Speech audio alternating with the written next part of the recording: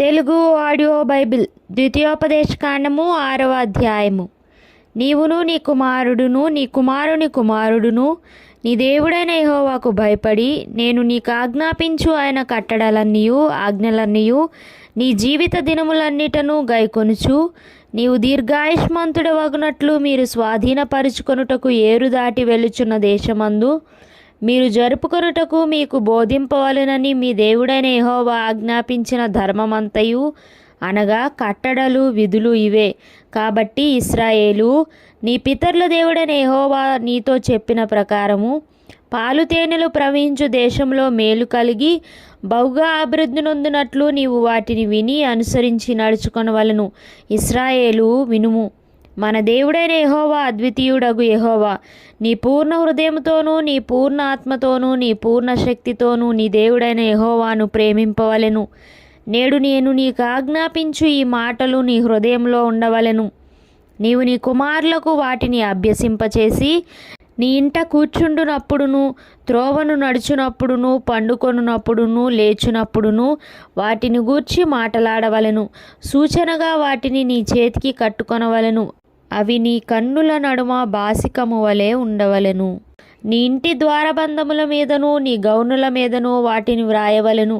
నీ దేవుడైన యెహోవా నీ పితరులైన అబ్రహాము ఇస్సాకు యాకోబులతో చేసిన ప్రమాణమును బట్టి నిన్ను ఆ దేశములో ప్రవేశపెట్టి నీవు కట్టని గొప్పవగు మంచి పురములను నీవు నింపని మంచి ద్రవ్యముల చేత నింపబడిన ఇండ్లను నీవు త్రవ్వకపోయినను త్రవ్వబడిన బావులను నీవు నాటని ద్రాక్ష తోటలను ఒలీవ తోటలను నీకిచ్చిన తరువాత నీవు తిని తృప్తి పొందినప్పుడు దాసుల గృహమైన ఐగుప్తు దేశంలో నుండి నిన్ను రప్పించిన యెహోవాను మరువకుండా నీవు జాగ్రత్త పడుము.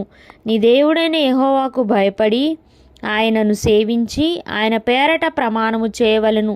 మీరు ఇతర దేవతలను అనగా మీ చుట్టూనున్న జనముల దేవతలను సేవింపకూడదు. నీ మధ్యను నీ దేవుడైన యెహోవా రోషము గల దేవుడు గనుక నీ దేవుడైన యెహోవా కోపాగ్ని ఒకవేళ నీ మీద రగులుకొని దేశంలో నుండకుండా నిన్ను నశింపజేయును. మీరు మస్సాలో మీ దేవుడైన యెహోవాను శోధించినట్లు ఆయనను శోధింపకూడదు. మీ దేవుడైన యెహోవా ఆజ్ఞలను అనగా ఆయన నీకు నియమించిన శాసనములను కట్టడలను జాగ్రత్తగా ఆచరింపవలెను. నీకు మేలు కలుగునట్లును నీ ఎదుట నుండి నీ సమస్త శత్రువులను వెళ్ళగొట్టెదనని యెహోవా చెప్పిన ప్రకారము నీ పితరులతో ప్రమాణము చేసిన ఆ మంచి దేశంలో నీవు ప్రవేశించి దాన్ని స్వాధీనపరుచుకున్నట్లును నీవు యెహోవా దృష్టికి యథార్థమైనదియు ఉత్తమమైనదియు చేయవలెను. ఇక మీదట నీ కుమారుడు మన దేవుడైన యెహోవా మీకు ఆజ్ఞాపించిన శాసనములు కట్టడలు విధులు ఏవని నిన్ను అడుగునప్పుడు నీవు నీ కుమారునితో ఇట్లనుము, మనము ఐగుప్తులో ఫరోకు దాసులమై ఉండగా యెహోవా బాహుబలము చేత ఐగుప్తులో నుండి మనలను రప్పించెను.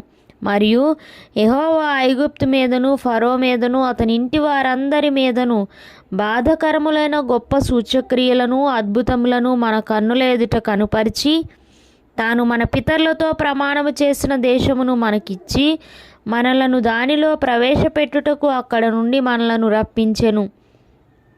మనకు నిత్యము మేలు కలుగుటకై యెహోవా నేటి వలె మనలను బ్రతికించున్నట్లు మన దేవుడైన యెహోవాకు భయపడి ఈ కట్టడలన్నిటినీ గైకొనవలనని మనకు ఆజ్ఞాపించెను. మన దేవుడైన యెహోవా మనకు ఆజ్ఞాపించినట్లు ఆయన సన్నిధిని ఈ సమస్తమైన ఆజ్ఞలను అనుసరించి మనము నడుచుకొనున్నప్పుడు మనకు నీతి కలుగును.